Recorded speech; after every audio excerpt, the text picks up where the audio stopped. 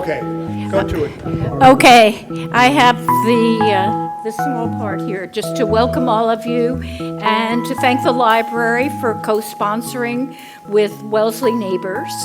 And we have two of our members who are going to give the lecture tonight, and everybody seems quite excited about Vermeer. And there's some materials on the table about Wellesley Neighbors, and there are a few of us here in the audience who'd be happy to, and many past presidents of Wellesley Neighbors. So they'll be able to give you lots of information. Okay, I think that's it. Art, you're on.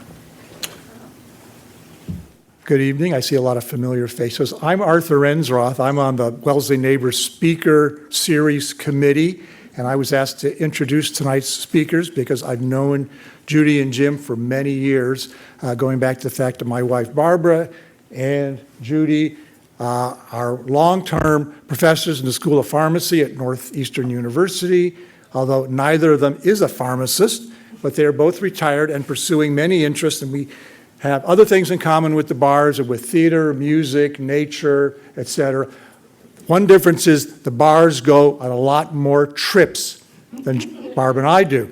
But we've known them a long time, and so we've heard stories about their trips over the years. And there was one particular story that I heard they told us, and I honestly don't remember the city or the country, but it'll be clear tonight, where they were saying they had to go to the city. They had to go to this art museum. They had to see this painting by Vermeer. And I said, these people are a little obsessive here, to myself. And I said out loud, oh, Judy and Jim, it reminds me of that cult movie Barb and I saw, all the Vermeers in New York. And Judy gets this.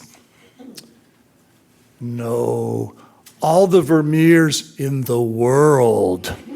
So I filed this away in my head, Barr, comma, Vermeer obsession. And then I kind of forgot about it until recently. I was at Margot's house and we're talking about we need to get more members speaking and sharing their interests and so on. And I said, oh, Barr, comma, Vermeer obsession. I've got a good speaker.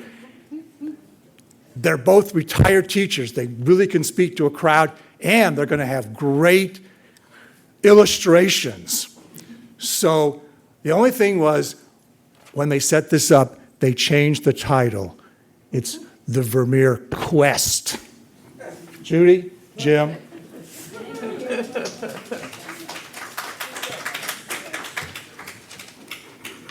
Well, thank you so much. Thank you so much for inviting us. We love reliving this. It's one of the best things. If you can't do it again, at least relive it. This is going to be an interactive session. So if I hadn't given you a piece of paper with a pencil, and those that are nicely in bed and not in the rain, who are watching this on Wellesley Media or on Zoom, get a piece of paper, get a pencil, and the paper and pencils are over here. Because making it interactive, I think, will keep you a little more engaged rather than seeing X number of Vermeers stream across in the next hour. This is really part travelogue as well as part the painting, the analysis, some of the painting, the appreciation of it, and just see some of the threads that run through Vermeer's art. Vermeer was a Protestant, and he in 1683 married a Catholic. He seemed to have rumbles of Catholicism before that, as you'll see in some of his very early paintings. And he also, the two of them, then produced 14 children, and he died at 43.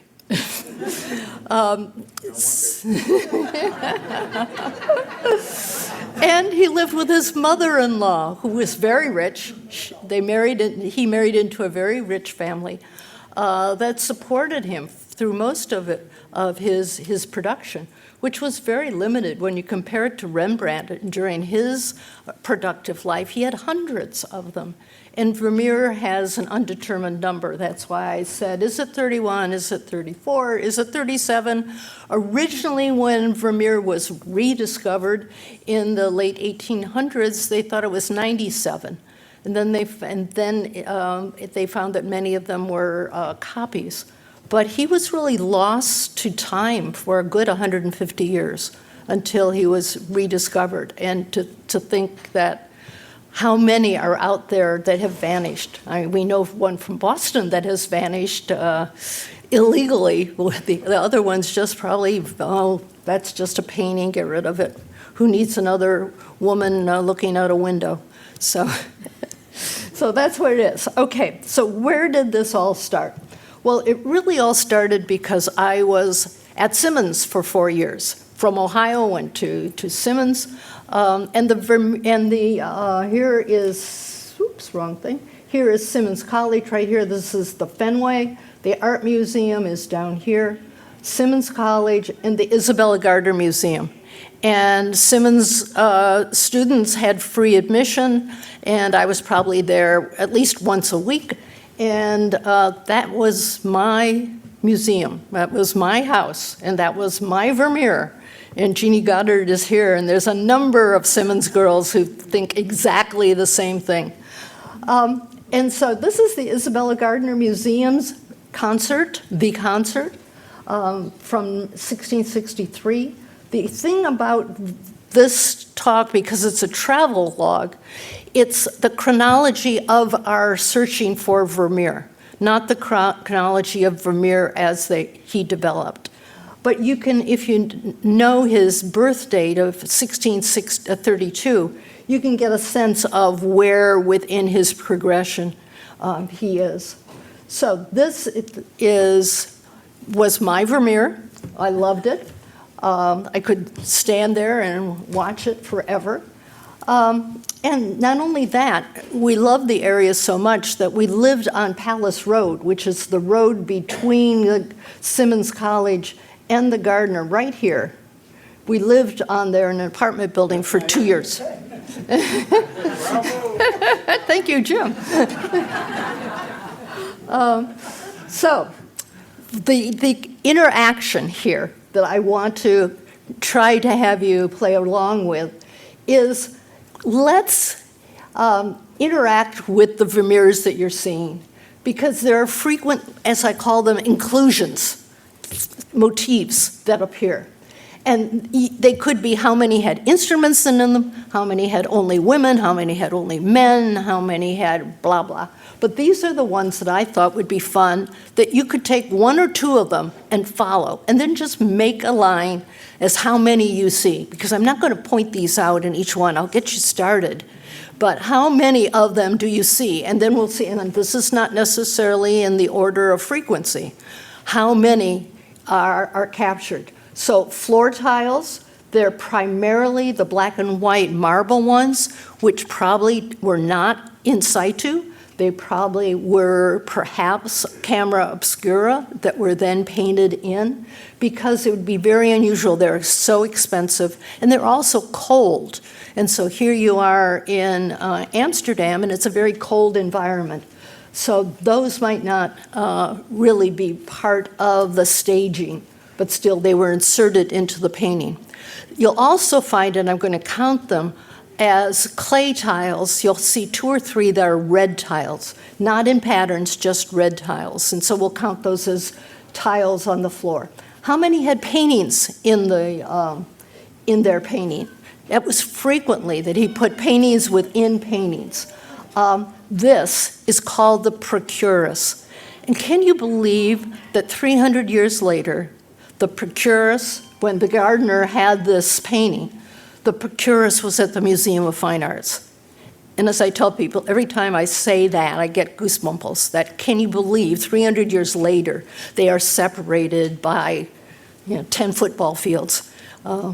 So this painting included that, which is on view at the Gardner.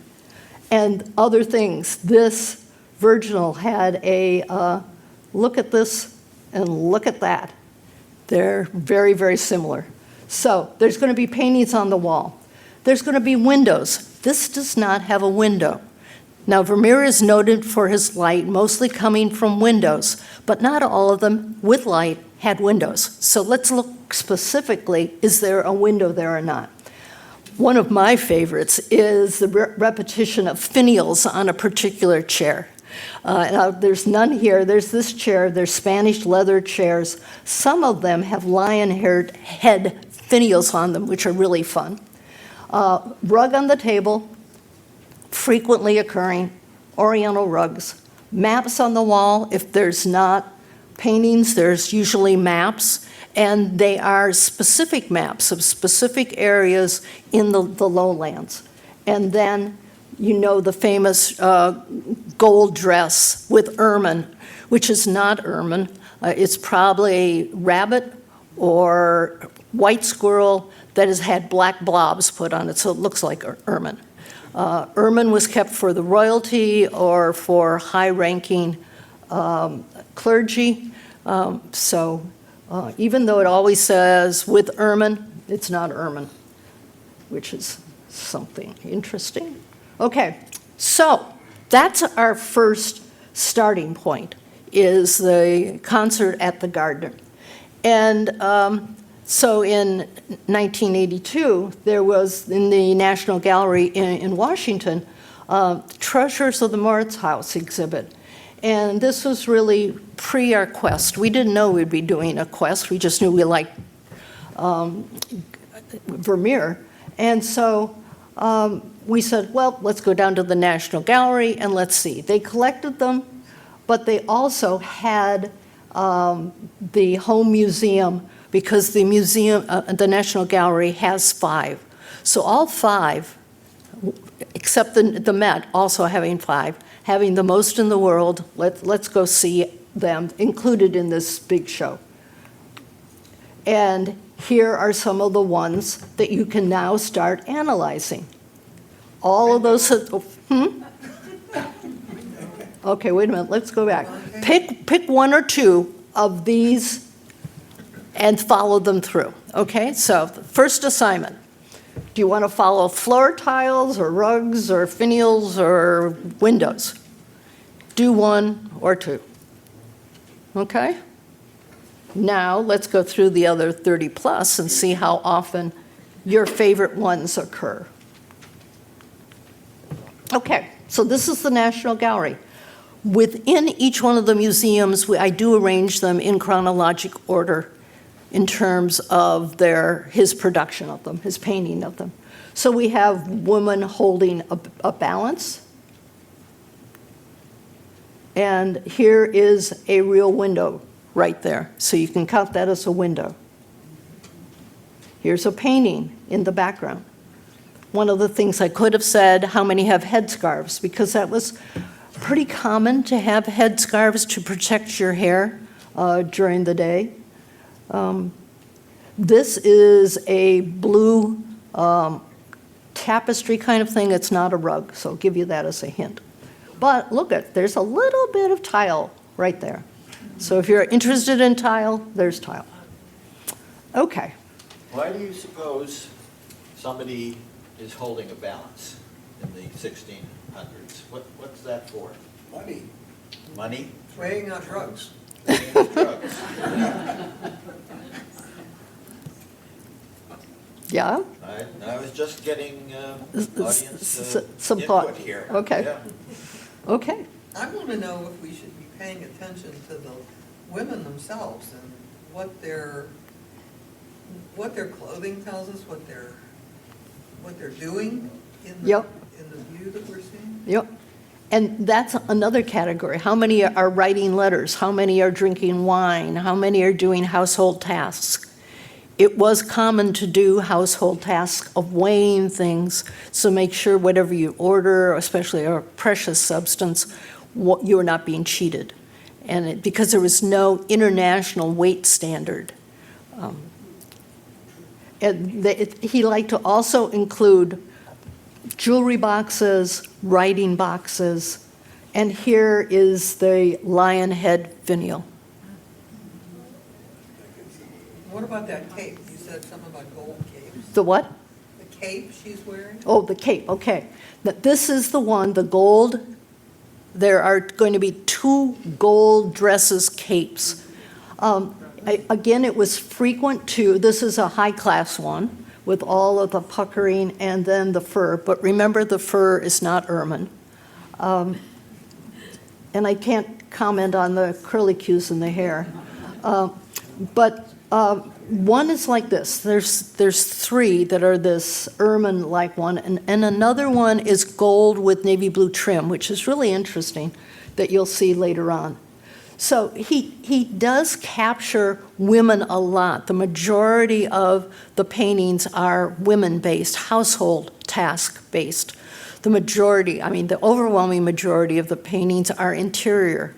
There's only a few exterior.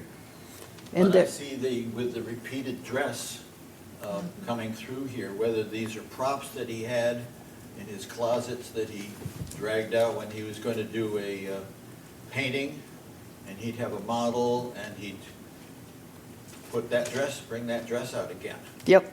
This one in particular, in the inventory of the assets of the family at his death, is mentioned. It's in the closet, and it's believed to belong to his wife.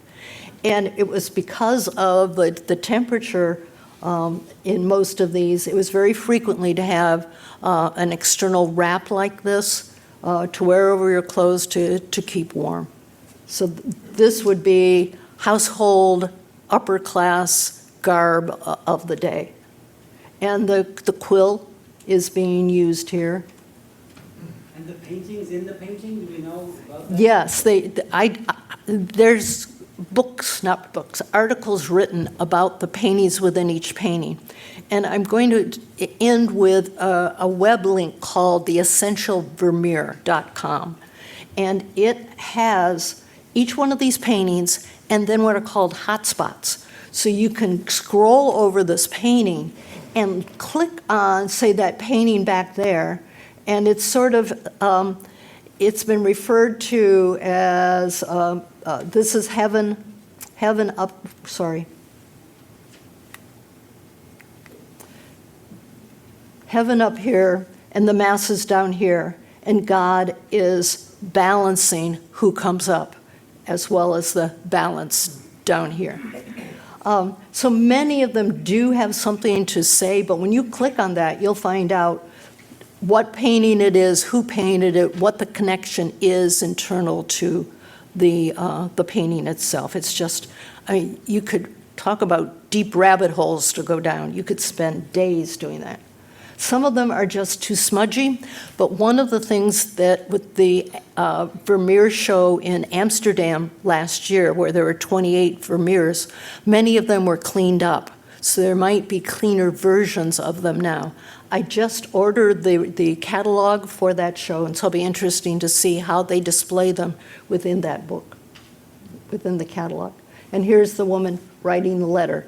To whom, he leaves so many ambiguities for you to figure out what you think is being said. It'd be fun to take 1 or 2 of these, contrast them, and do Barb's deeper dive into them. But that means that the woman is educated. Yes, yes. Many of them are writing or reading letters, writing letters. Here's the woman on the left is pregnant. The garb is like that. There used to be thought that that's exactly what it meant, and now there's much more questioning about, is it just, so now costume experts, costume researchers are chiming into about how do these things normally fall on the body. Yep. I remember studying Jan van Eyck, and he has a picture of a woman and a man together. I think it's Jan van Eyck. Oh, yeah. And she looks very pregnant, but I was told she's not pregnant. That's just the style they appreciated in women at the time. You couldn't really say. So Yep. if that's true, since he came from there, Yep. the same thing. Yep. What about your previous slide, Judy? The first one, the lady standing on the right looks pregnant. This one or the concert? Before this. In the concert? Yeah, there. Yeah, that is especially has been said that, no, that's just the way it normally falls. And this is another one of the sort of goldy ones right here. Okay, let's go. Oh, I'm going backwards. Sorry. Okay, there's a few more there. Now, this is the one you mentioned, the red hat, the lady with the red hat. Notice finial, Oh, yes. woman by herself, woman by herself. Now, there's another finial. In the background, similar kinds of tapestry. These are thought to be what are called pendants, P-E-N-D-A-N-T, which means they'd go on either side of a doorway. So as you go in, they'd be similar on either side of the doorway. This is no trouble with attribution to Vermeer. This is one of the really hot, contentious ones in the Vermeer world right now, because this is at the National Gallery in Washington. The National Gallery calls it family or circle of Vermeer. It went to the Moritz House for an exhibit, and for the last summer's exhibit. The Moritz House called it a Vermeer and hung it as a Vermeer because they wanted to have 28 rather than 27. But that is really creating, when the home museum is saying it's circle of, and someplace else is saying that it is a Vermeer, there's a little war going on in the Vermeer world right now about what it really is. What do they think it is if it's not a Vermeer? A circle of Vermeer. Because down here, see how sort of brushy things are, where over here everything is so meticulous?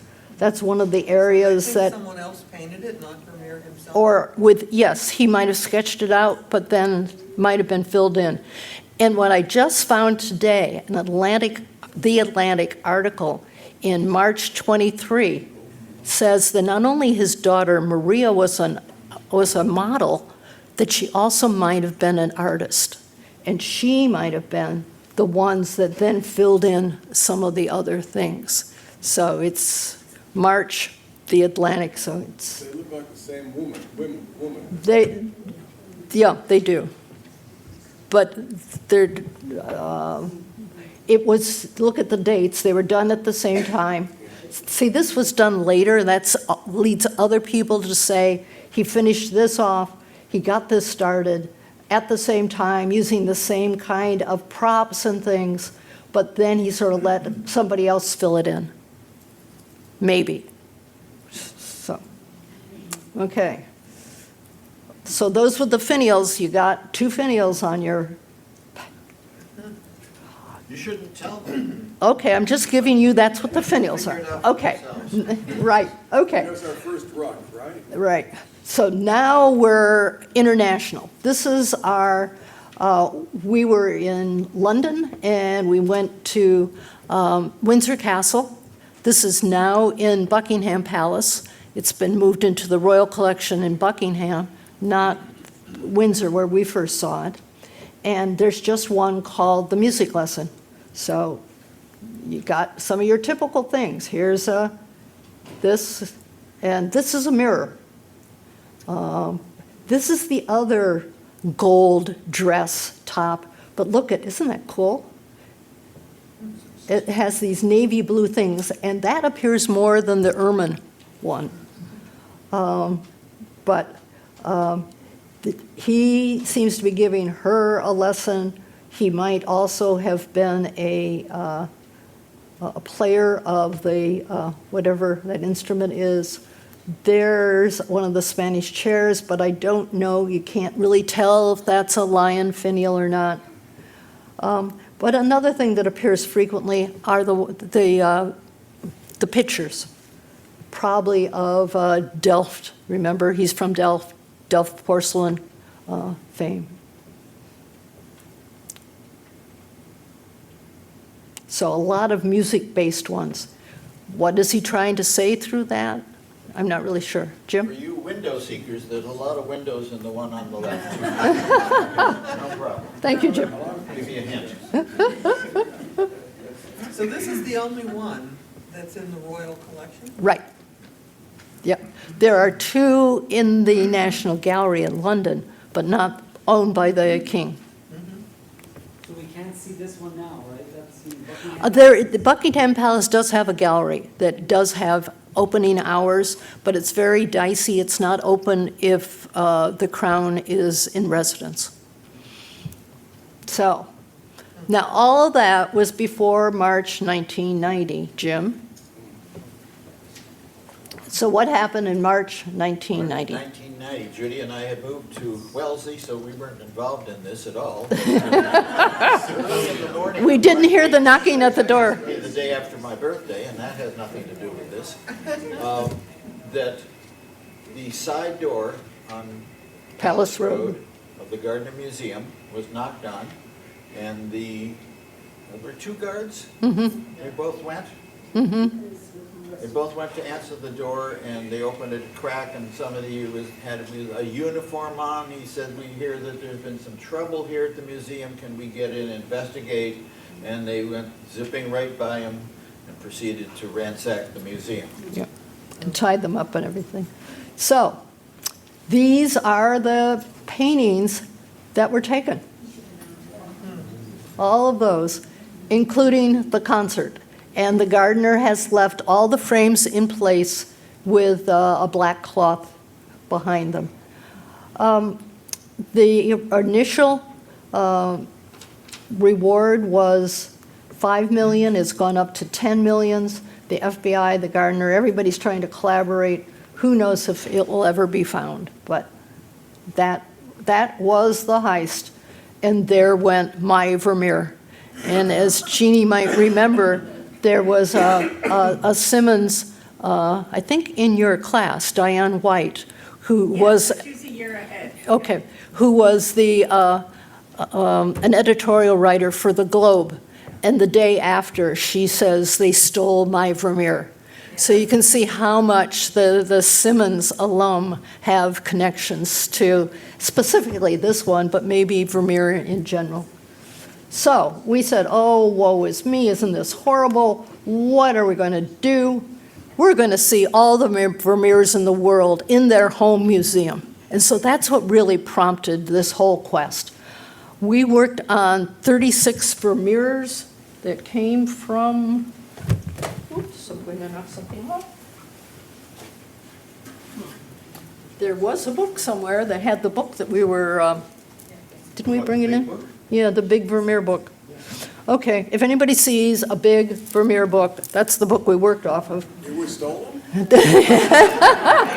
I don't know. Yeah, yeah. So there, in that book, there were 36. There were 37 really, but we went for 36 in 3 American cities. So Boston, New York, and Washington. Voila. Yeah, there we go. Ta-da! Thank you. You want me to open it up to No, something? no, thank you. But that was our Bible. And it really became possible after Jim's retirement in 1997 that he didn't have his time restricted just to the summer.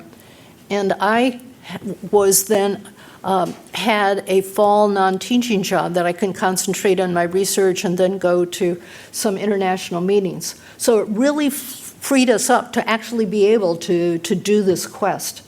And so there's where, in total, we went for this quest, and you'll see how we did it.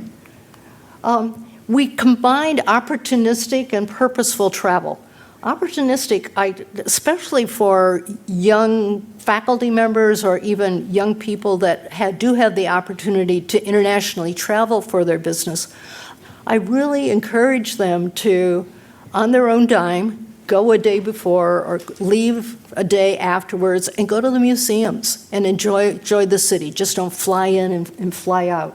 So opportunistic travel was that both of my major research organizations were internationally based, mostly in Europe, and my my work really resonated in patient-centered outcomes research, resonated with the European crowd much more than it resonated with the American crowd at that time.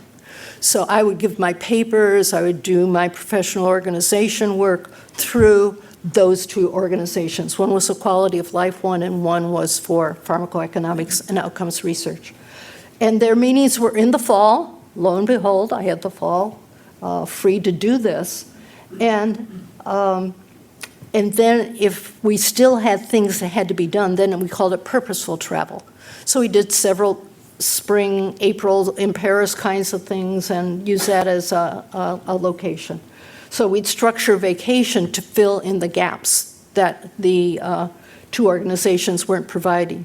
Jim would then come, we'd do our Vermeer work, and then I'd do my work, and he would go have fun. So, this first one, after we made this decision to do it, was a vacation. It was not the purposeful one. It was to London again, to the National Gallery of Art. And these are, again, two pendants painted at the same time. Music, Procurus again. This you've seen before. This you've probably seen before. So music-based, similar themes. They might both looking out at us. No window here, tiles both places. And look at around both of these. What are those? Yeah, but what are they? Where are we? Delft tiles. Yeah, these are Delft tiles along the marble floor. Yeah, it was just like we put baseboards to help keep that area clean. So you see a lot about the household of the time, the clothing of the time. That's why costume researchers are so important in interpreting Vermeer's work. And here's another music. Here's one of the chairs. It's not the leather one. It doesn't have finials. Yep. So 3 questions about the cello there. Is it just a prop? Or is she also a cellist? Or is there another person in the scene but behind the vision of the thing who is responsible for the cello? It's common that you would study more than one instrument. Yeah. And it'd have to be a wealthy family to have these instruments and the paintings. Although 17th century Dutch, really that's the time where art diffused out to at least the middle class because there were so many 17th century Dutch painters with specialization. Okay, so now here is an opportunistic one. I had a meeting in Vienna, and guess what? There is a Vermeer in Vienna. And this is one of his big ones, The Art of Painting. Here's perhaps Vermeer painting it. Here's one of the maps, which is accurate of the time. And it's trying to capture the artist in the art of painting, the sketch that's happening, the what he's painting, the robes, and things like that. It has a very similar one later on that I'll show you. And then we're back in the United States, where there was in 2001 Vermeer and the Delft School. We didn't count any of the international ones, but we did count the New York ones that were in that exhibit. There is a catalog of the 16 paintings that were included, and it's still up on the Met website, so you can see what it was. So look at this. This is what the Met has. Women, women, women. These were all donations to the Met, mostly by men, that had purchased it toward the end of the 1800s, beginning of the 1900s. This is one of his very earliest. And then a lute, another map, the headscarf, this is a domestic, or it could even be, given that it's more silver, it might not be a domestic, it might be the woman of the house and some precious pictures. But this is a progression from 1657 to 62. These are pretty similar. Do you call those finials on the end of the rods that are holding the? Yeah, but I'm looking only for the finials that are on these chairs. So there's one. There's one. The light. And there's one. The painting on the far right is much brighter. Yeah, It's very dark. yeah, It's very it, the other two. right, it could be the photograph. I really don't remember if it was that much brighter, but it is, this one has a window, but it seems to be dark. This one has a lot of sunlight coming through, so it could be that it is a lot brighter. One thing I'm noticing is the use of a lot of geometric shapes, particularly squares and triangles. There are other ones too, but I mean, almost every painting, there are several really dominant geometric forms. Yeah. And especially, The women in the dresses, Yeah. sort of a triangular appearance. yep. Good, thank you. Okay, so there's two more. That's at the, There's 2, yep. 3, and 4-year spans of these dates. Yeah. Did he work on it over the course of 4 years? It- Or did they not know what the date was? I think it's a mixture of both. There's really no defined log of what he produced, when he produced, but there are some contemporaneous individuals that, from diaries, that they've tried to piece these together.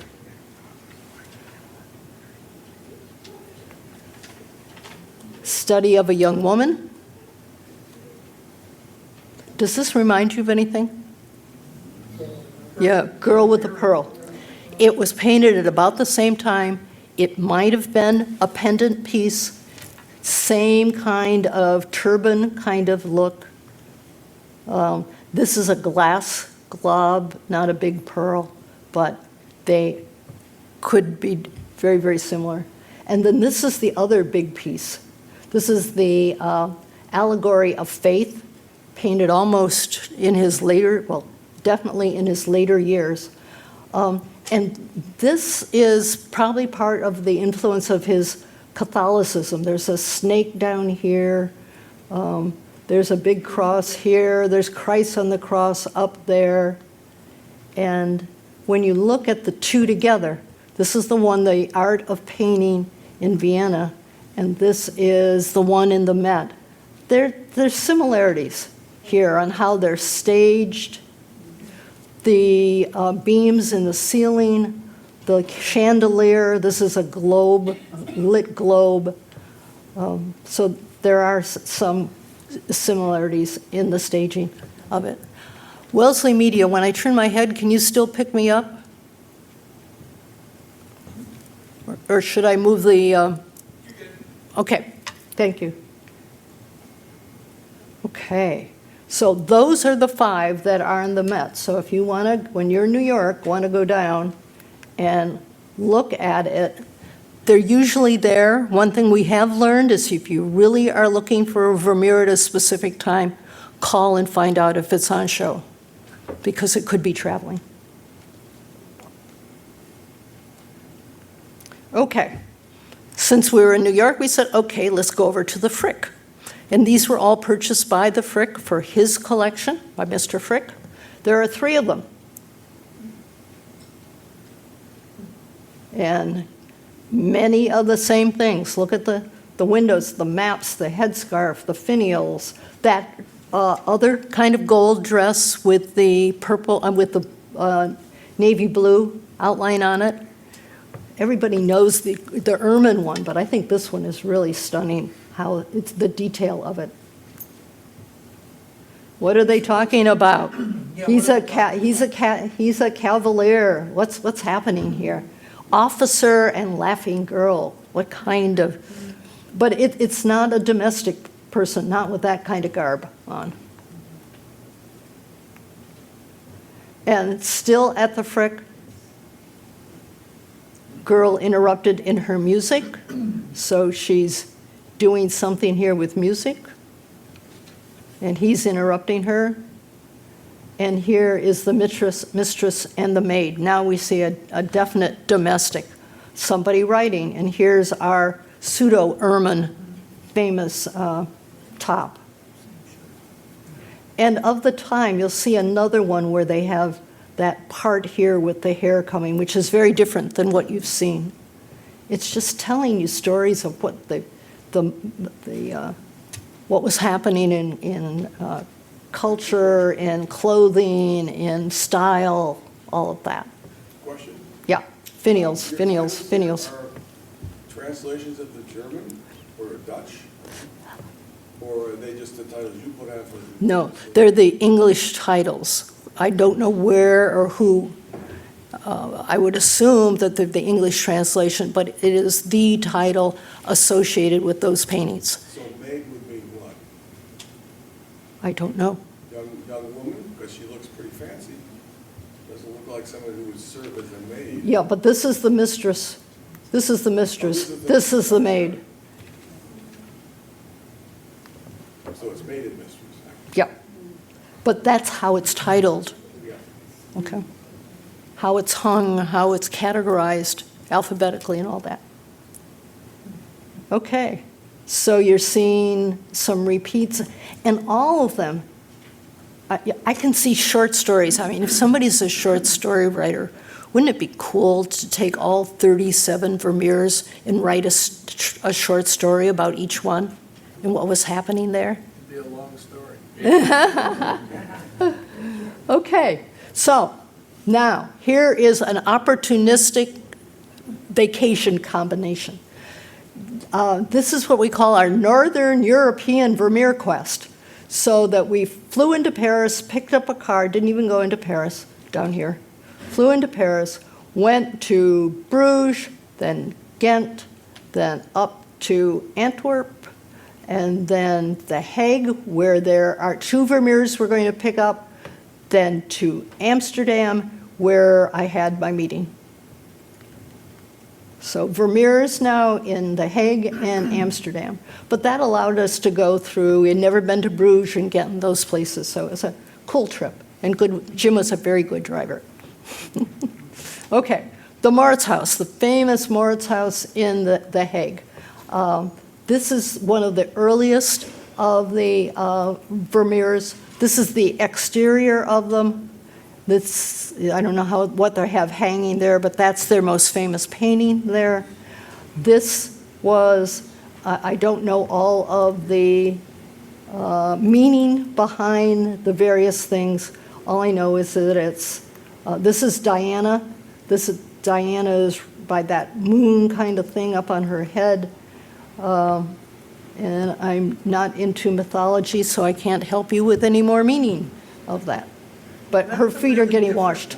That doesn't look at all like the previous No, one. there are 3 very early ones. This is one that have nothing to do with his interior oeuvre, and they're bigger. They're much larger. And this is, he's just getting started. And one of them is definitely a copy.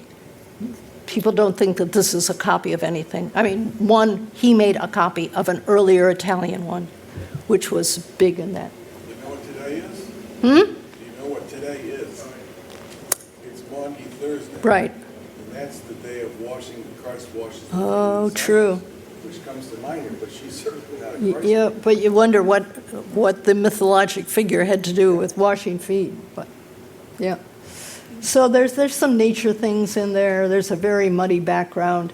You're not going to find any of the things that you're looking for in this one.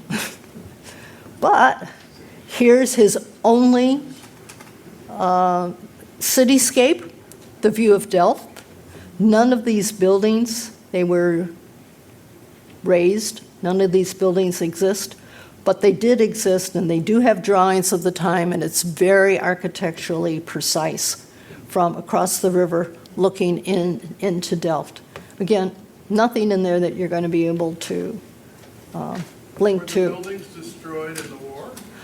No, well, probably somewhere in the war, but some were just for urban renewal. At what time? I'm not sure. And then the famous girl with the pearl. And you can see it has a similar kind of, the turban doesn't, oops, I'm sorry. Now, where am I? There we go. The turban does not come down as far as the other one, turban didn't come down. But you can get the similar kind of look, the shoulder half look towards you, 3/4, the glass versus pearl, and people think this might not be pearl, but two, you can imagine they're about similar size, the two on either side is the pendant kind of piece. Should have brought my own, and I'm hitting the wrong button, I'm sorry. Okay, so those are the three at the famous Moritz house. How about the famous Rijksmuseum, which last year brought supposedly 28 together with some argument about whether they really were 28. But this is the only streetscape that he painted. So you're not going to find any of the things. There are windows here, but it's from the exterior rather than the interior. Also very square. Yeah, very square. I mean, there's a lot of windows here. Yeah. They have found the exact location of this. They can go to maps of the time and identify what the building is, but it too no longer exists. There's so much research that's been done around these few paintings. But this is what exists within the Rijksmuseum. Women, women, women. Interior. This is see down here? Again, the Delft tiles. Now, this is what I meant by clay tiles. They're not the marble ones. And this is a foot heater to produce some heat in the area. And here's a regular, this is a working maid, a milkmaid. That's just a pottery kind of pitcher, not the silver one, with the window and the light coming through. But what's unusual about this painting? The wall behind. Yeah, nothing. A nude wall, woo, yeah, nothing. Okay, and it's just capturing a domestic scene. Here we have probably the mistress of the house reading a letter, finials, maps, no window. And here we have the love letter from 67 to 70. And I think we've seen this one before. We have, this is not a rug. There's a tapestry that he uses a lot. But here we have a maid because here she's interrupted in her sweeping of things. So it looks like a laundry basket, domestic kind of things. Here is a chair. The chair is turned that way, so you don't know if it's the lion hair finials or not, but you could put half for finials.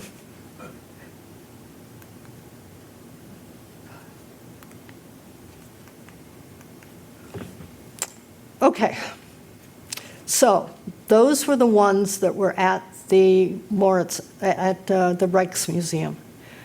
When I was doing my meeting that then followed, Jim went on his own excursion.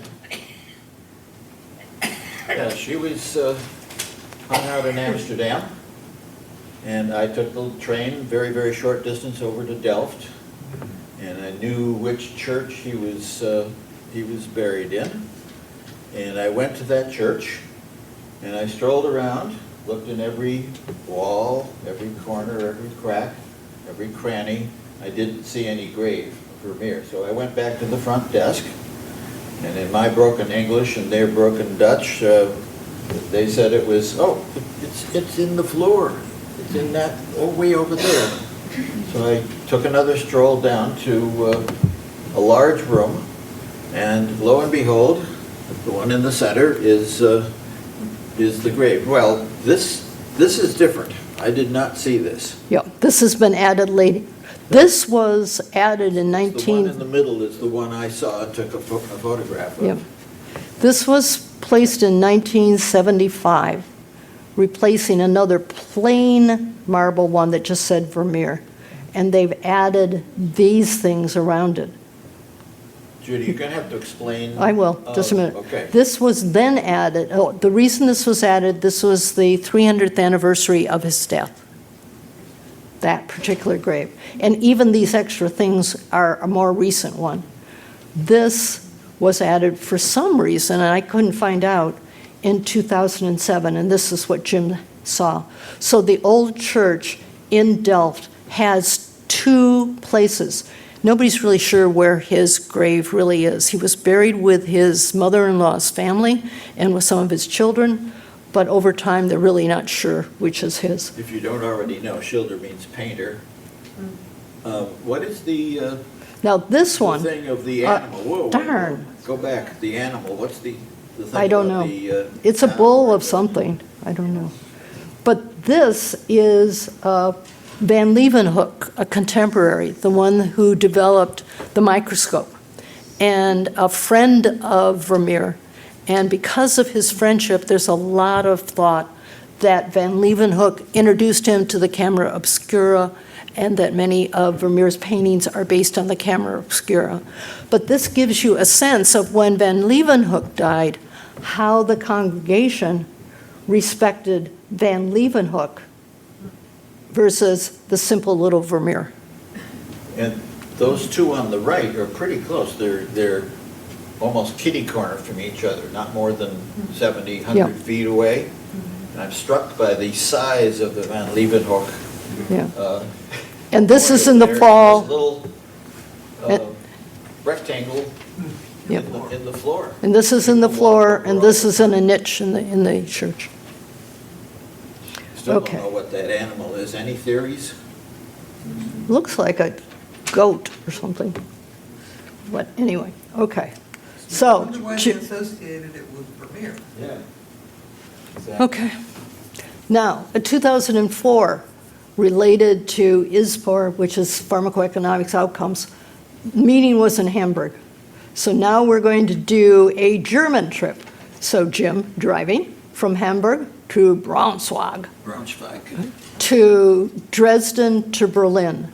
Now, Frankfurt has one, but it was touring. So this is where we went. We missed the one in Frankfurt, so we knew we had to get back. We had to be at some back. point. Okay, okay. So we hopped in the car, and it was a diesel car. We needed gas. We needed gas in Braunschweig, and we also needed to find the museum. So,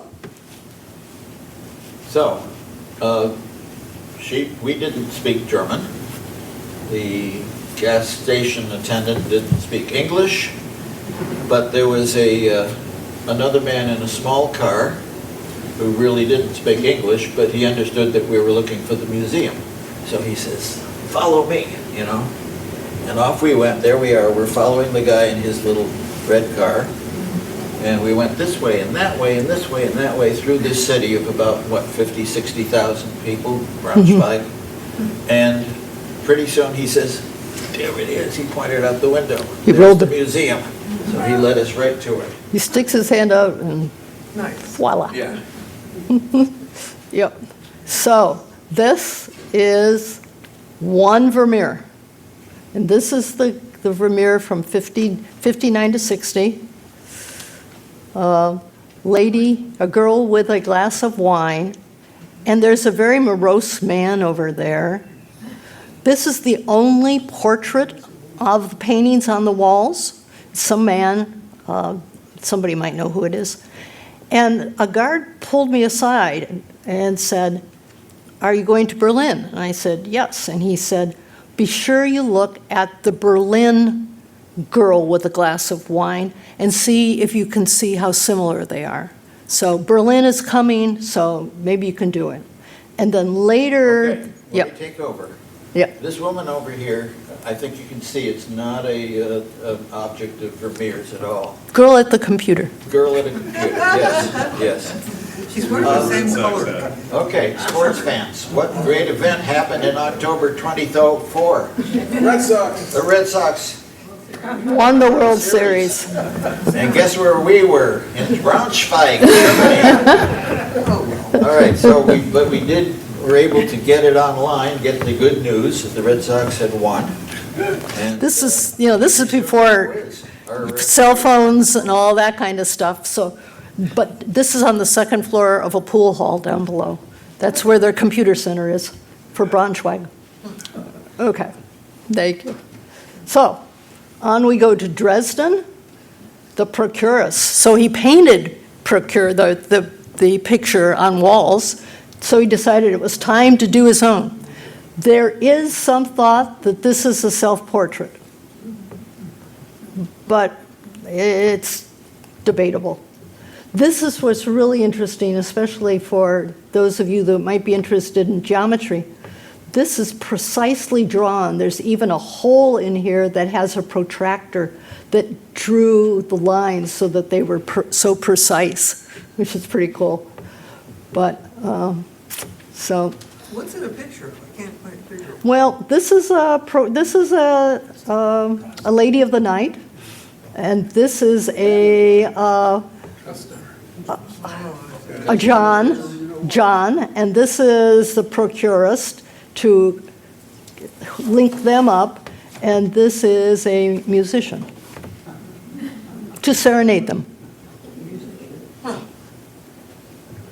Okay, we were in Dresden, and I think we had a two-night stand there. We were in a hotel, and we took in all the Dresden sites and saw the bombed-out buildings that have been left over there since World War II, and I think they'll always be there. They're not torn down. So one evening, we decided to take in a nightclub. I don't know exactly why we went, because of course it was all in German and we were all in English, but we sat down and had a brew or two and a meal, and across the way there was a youngish couple who kind of took us umbrage, not took umbrage, but took us under their arms and said, "Come on over here and sit with us, we can explain it to you." So there you see them. And the next, yeah. Sven Karth and Michaela Karth. Yeah. Man And the next night. They're from Dusseldorf, Yeah. and we got to know them quite well. And we told them about our experience, what we were doing there, why we were in Dresden, and the fact that we had to come back to Frankfurt. So they said, okay, when you come back to Frankfurt, whether it's a year or 5 years or whenever, contact us. We'll come down from Dusseldorf and we'll meet you at the museum. In fact, we'll meet you at the Vermeer, which is in the Frankfurt Museum. And Jim kept up an email exchange with them over those years. So the next night, we were at another restaurant, and they were at the same restaurant. So it really became some bonding, and they loved talking and writing to us because it helped them practice their English. Back to the museum itself, there's one more that was in Dresden. That's girl reading a letter. Needed maybe the light to read it, or maybe she needed the fresh air to read what was in it. Open window, draping.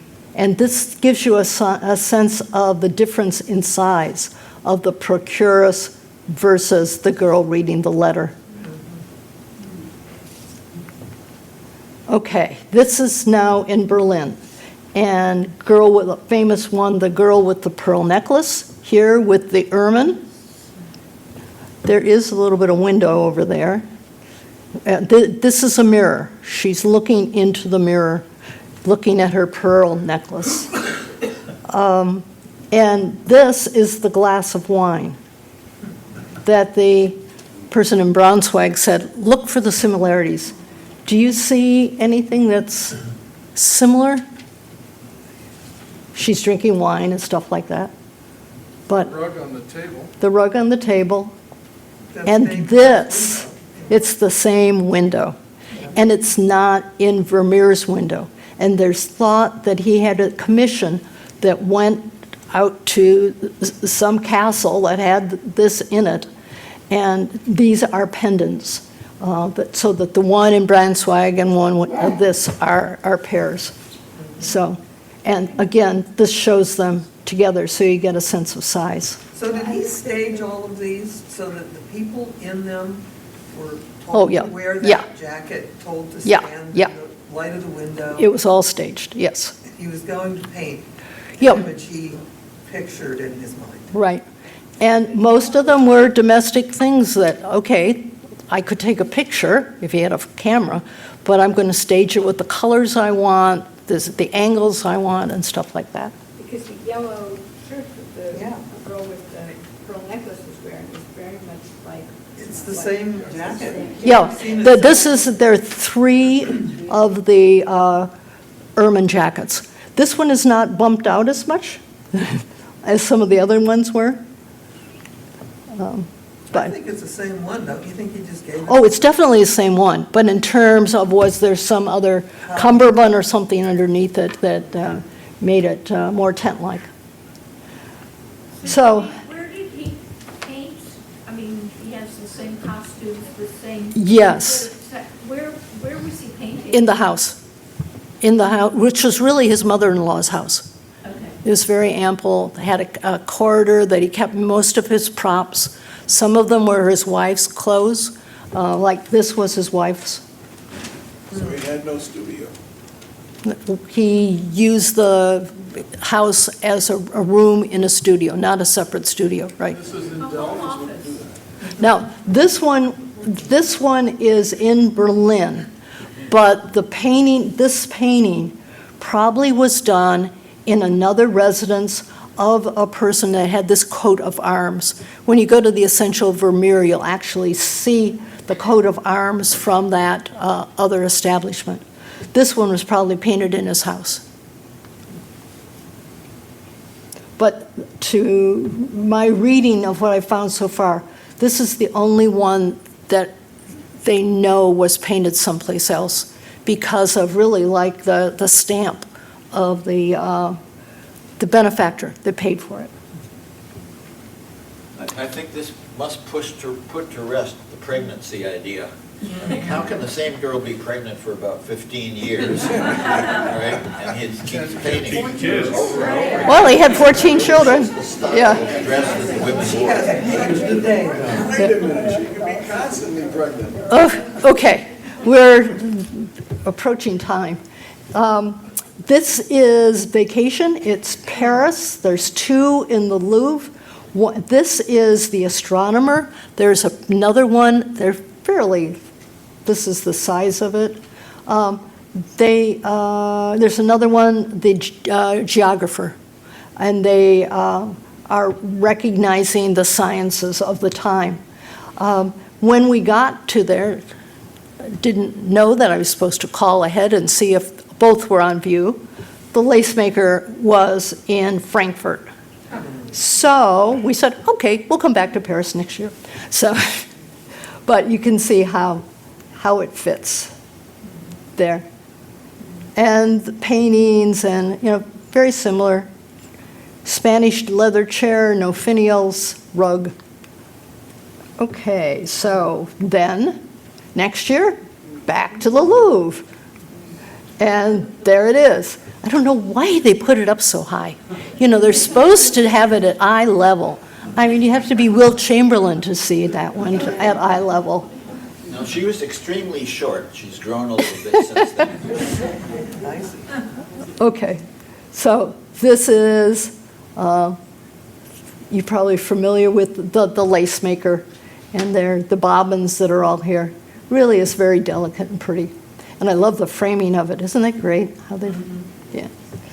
There's a whole series on the Essential Vermeer about the frames, as to which are original frames and where they were and what they're made of and which are not original. Okay, then in 2007, we still had, now we're filling things in. We needed to get one at Kenwood House, which is National Trust House north of London. We were in Paris. Paris closes down on May Day, so we took the Channel over, and took a train and then a taxi, and unbelievable how we got there. And we walked in, and there's the guitar player, which is a real sweet. Look at how late it is in his life. Again, there's the ermine. And she's very happy with what she's playing. Maybe those are the same pearls that she was looking at. But And obviously, the picture at the lower left it's very out of is focus. the guitar player on display with the two of us. There's Yeah. a little story behind it, because we wanted to see the guitar player, and I wanted to take a picture of it. And there was a sign saying no photos and so forth. I still wanted to take a picture of it. And there was a room packed with art lovers, and there was a person that was telling them all about these photos. I mean, it wasn't just the Vermeer. There was Rembrandt's, there was Monet's, there was everything that you could name. The place was just rich with a small gallery, but rich with wonderful paintings. And then we met another guard outside, and we said, I wish we could take a picture of this. And he said, well, it isn't allowed. He said, really, you think we could just sneak in there sometime and it'll take 5 seconds? And he said, well, you know what's going to happen? At 1 o'clock, there's going to be a new master guard come in, and he may be a little bit more liberal. Anyway, we'll see what we can do. So we went at 1 o'clock, and the gallery was empty. And guess who was there? The nice guard. Not only did he let us take a picture, he took a picture of the two of us. The guard that was supposed to keep people from taking pictures. They're out of focus, but at least it's a picture. That's his fault. Yeah. I just love the smiles. So very few of his have expression on it. And then another opportunistic one where I had a meeting in Dublin. And so this is a lady writing a letter with her maid, similar garb to it. Again, writing and stuff like that. And latent look at 1670. And then we continued on to Edinburgh, and this is another one of these big early ones, religious ones, the second of the three that he wrote. He did very early in life, 22. I mean, how would you like to be 22 and be able to do something like that? Big canvas. And then a business meeting in Las Vegas. Steve Wynn had purchased this in 2004, and he, at the time, in the Wynn Museum, Wynn Resort, had a museum. And so this was the whole museum. I saw it, and Jim was not able to see it. We did see it again and again, and there's some debate about this one. And then filling it in, our trip to Paris, again, May Day, we went over to Frankfurt and met Swen and Michaela. And where did we meet them? See, this is the one very similar to the astronomer that you saw over there. I think you can see the similarities. And we met them in front of the Vermeer. And they took us to lunch. And Who so, took that picture? Who took that picture? Jim. Jim? I Yes. took this picture. Yes. Where's your edited one? Okay, wait a minute. Okay. They So- didn't mind that you took a picture of No, No. no, just the Kenwood House. That we had one to go, according to our Bible that we were using. It was in the Johnson & Johnson Foundation in Raritan, New Jersey. So I had this thing that I was going to write them, call them, say, we have this quest, you're the only one, can we come down and see it? Because it was not on view, it was a private collection. So I was about ready to do it and to get the information, only to find out that it had been deattributed, so that they said it was not by Vermeer. So I said, and it had subsequently been auctioned at Christie's to a Japanese company that keeps it in the Tokyo Museum, and they call it a Vermeer. And it was visiting the Amsterdam show, and they hung it as a Vermeer. But at the time, this is many years later, we did not know that, so the sort of the anticlimax is we discovered that our homage to Vermeer had been completed when we did that, so I photoshopped Jim back into it. So here we all are with our friends. So we are still the most contentious one. So we had 36 paintings that we saw, 17 museums, 14 cities, and 8 countries. Wow. Over about 15 years. So which do you still have to do? Or Oh, well, none, because we are not going to call that one, which is the third of the big one, to be a real one. There are the authenticity, many people are saying there are 36, and that's what we're going to stay with because that's what we have seen. 3 works in the Essential Vermeer catalog have been not accepted unanimously as being a Vermeer. Girl with the Flute, that's the one that's in the National Gallery in Washington that they say is not, but the Maritz House one was on view, says it is. A lady seated at the Virginal and the St. Praxis. So the lady with a flute, that's what I just said, was concluded with the 28. The lady seated at the Virginal, that's the one that was the, Steve, whatever his name is, in Las Vegas. It's included in his Vermeer, this expert, but there's still a lot of debate about it. And this guy, they're really saying is the most debatable. And one thing I wanted to show you is there's a lot of politics and money involved, because what's flipping some of these could be when they go to Christie's, they're going to get, because these latter two, no, the first one and well, 2 of them were at Christie's, and you get more money if it's it's attributed to a Vermeer. And then the Rijksmuseum, for the woman with the flute, they wanted to hang it as a Vermeer so they could say there were 28, 27. So it's not just the art experts that seem to be influencing this. This is still very fluid, especially with these 3. So, in final, if you had floor tiles that we were interested in, there are 14 of them. Paintings on the wall, 14. Windows, 14. Finials on the chair, 13. Rugs on table, 9. Maps on the wall. Some of those maps are really interesting. 8. And gold dresses, 3 with ermine and 5 with the navy blue kind of thing. So this says it's perhaps the most debated candidate of all for its authenticity. And one of the drivers is there's that signature on the back that says, which has been interpreted as Vermeer after Raposo, because this was a copy of an Italian work. And Vermeer never was in Italy. He might have seen a copy of it. And who knows when this was added to it.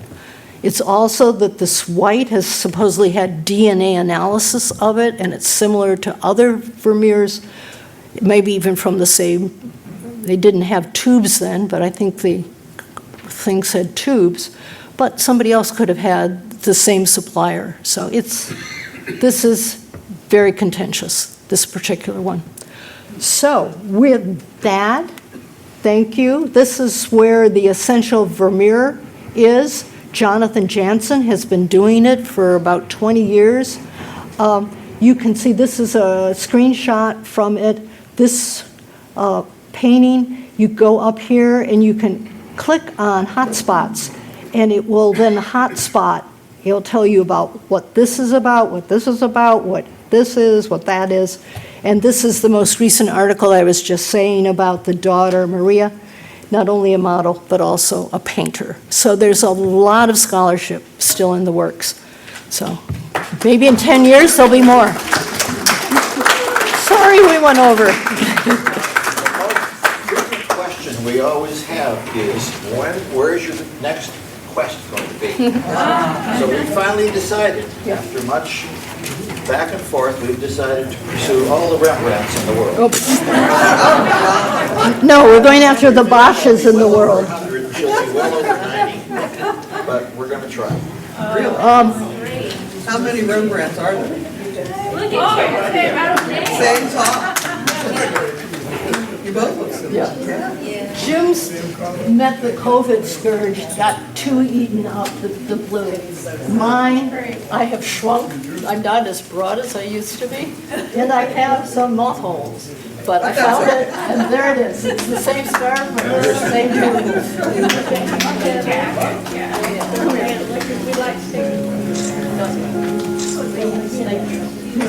Thank you. I don't know if it'll be as nice as your birthday one.